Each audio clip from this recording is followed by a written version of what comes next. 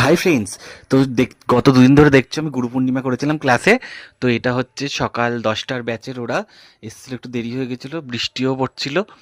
তো সবাই চলে এসেছিলো 10টার ব্যাচের স্টুডেন্টরা। তো ওদের হয়ে গেল। তারপর দেখো এই যে 10টার ব্যাচের ছজন, আহ, বনি, সবিতা, শ্রেয়সী, শারণ্যা, শ্রুতি আর ঝুম। তারপরে 11টার ব্যাচের সবাই চলে এসেছিলো। 11টার ব্যাচ শ্রুতির মা তাদের বাড়ি গোপালটা কিনেছিল, আমি খুব খুশি হয়েছিলাম। ছোট্ট গোপাল এসেছিলো, তো গোপাল আর নটরাজকে একসঙ্গে আরতি করলাম, পুজো করলাম সবাই একসঙ্গে মিলে। তারপরে ছোটরা অঞ্জলি দিল, গুরু মন্ত্র বলল, আর মায়েরা চুপ করে বসে দেখছিল।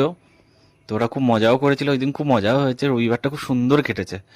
গুরু পূর্ণিমাটা পালন করতে পারিনি বৃহস্পতিবার দিন, এর আগেই ব্লগে শুনেছো তোমরা বা রিলে, যেহেতু বৃহস্পতিবার দিন বৃষ্টিও হচ্ছিল, সবার পড়াশুনো থাকে, আর ওইভাবে বিজি শিডিউলের মধ্যে গুরু পূর্ণিমাটা পালন পালন করা হয়নি।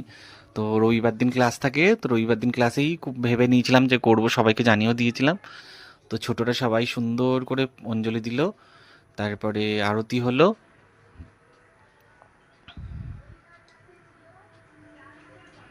তারপরে সবার হাতে ফুল দিয়ে দিলাম।